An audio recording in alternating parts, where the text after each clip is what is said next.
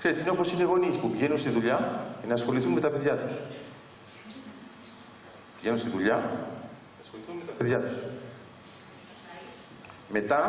Μετά ευτυχώς έχουν τους παππούδες που πηγαίνουν στα παιδιά τους. Άρα οι γονείς θυσιάζονται εκεί, τα παιδιά είναι εδώ, οι παππούδες κατάλαβαν ότι είναι εδώ, άρα μένουν εδώ. Άρα έχετε μερικούς γονείς που έχουν δει ελάχιστα τα παιδιά τους, ότι θυσιάζονται για τα παιδιά τους, αλλά εγώ προτιμώ το έργο του παππού και της γιαγιάς, που αυτοί ασχολούνται πραγματικά, ενώ οι άλλοι λένε ότι θυσιάζουν. Αν ρωτήσετε μετά το παιδί και λες, θες να θυσιαστώ για σένα? Όχι, κάτσε εδώ να παίξουμε.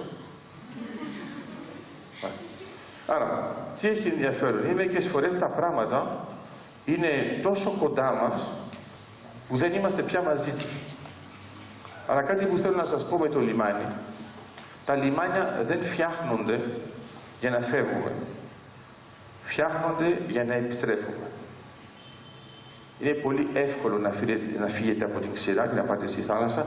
Είναι δύσκολο να έρχεστε από τη θάλασσα και να πάτε στην ξηρά.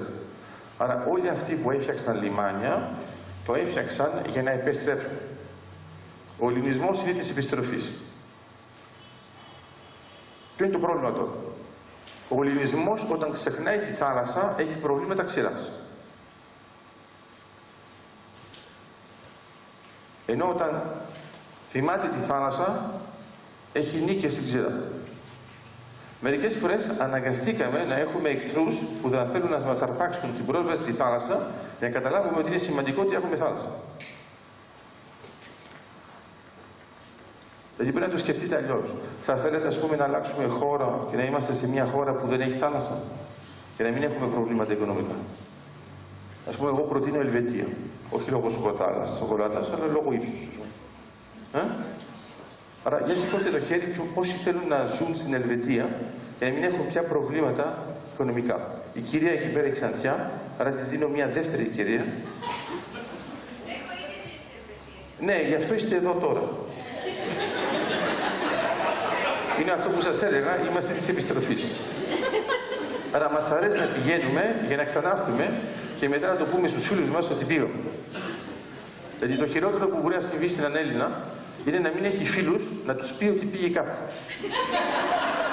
Άρα μετά το εξασφαλίζουμε πριν, τους λέμε, ας πούμε, προσέξτε, σε λίγο θα πάμε Νέα Υόρκη, όταν θα είμαστε εκεί, να το προσέχετε, θα σας στέλνουμε μηνύματα για να είστε δίπλα μας. Είναι μερικοί βέβαια που δίνουν ήδη αντιθμό λογαριασμό για να μπορούν να αγοράσουν και πράγματα εφόσον θα είμαστε στο Μανχάταν. Αλλά μετά όμως είναι για να επιστρέψουμε. Η επιστροφή. Πόσοι από εσάς θέλουν να πεθάνουν στο εξωτερικό? Μαζευτήκατε τώρα, γιατί έχει και παπά εδώ, σου λέει μπορεί να το πάρει και σοβαρά. Άρα, για να είμαστε σοβαροί. Σε ένα λύκειο, στην Κύπρο, η Κύπρος έχει αυτή προβλήματα, ξέρετε, εφόσον είναι του ελληνισμού, φαίνονται αμέσως οι άνθρωποι που έχουν προβλήματα. Ήμουν σε ένα λύκειο και μου λένε, εμείς θέλουμε να φύγουμε. Λέω, παιδιά, καλά κάνετε να φύγετε. Πού δεν να πάτε? Έξω. Ωραία. Λοιπόν, άρα τους λέω, θα πάρουμε όλη τη Μεσόγειο και θα την κόψουμε έτσι οριζόντια. Και λέω, ποιος από εσάς θέλει να πάει πάνω ή κάτω από τη Μεσόγειο, το μισό? Γιατί πάνω είναι η Ευρώπη, από κάτω είναι η Αφρική. Πάνω, κύριε. Λέω, εντάξει, θα πάτε έξω πάνω. Μετά θα την κόψουμε κάθετα την Μεσόγειο και θα πάμε ανατολικά και δυτικά. Και τους λέω, ξέρετε, δυτικά δεν έχει πετρέλαιο, ανατολικά έχει. Πού θέλετε να πάτε εσείς? Ανατολικά, κύριε. Και τους λέω ως μαθηματικός ότι άμα πας και πάνω και ανατολικά είναι εκεί που είναι η Κύπρος.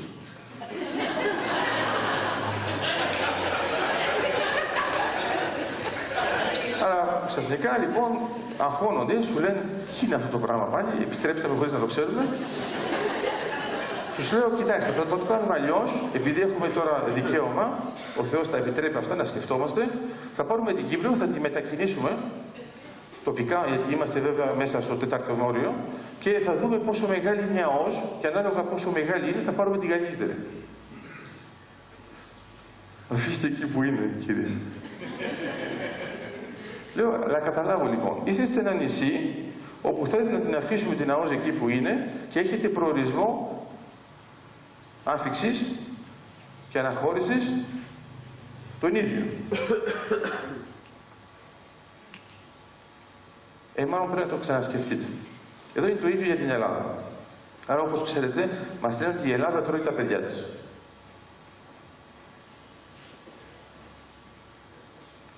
Να ξέρετε, είναι πολύ δύσκολο να σας φάει η Ελλάδα, γιατί η Ελλάδα τρώει μόνο τους άξιους. Άρα μην ανησυχείτε, οι περισσότεροι από εμάς δεν έχουν κανένα πρόβλημα. Γιατί η Ελλάδα επιλέγει πολύ σωστά ποιους τρώει. Σου λέει, εγώ θέλω να επιζήσω μετά.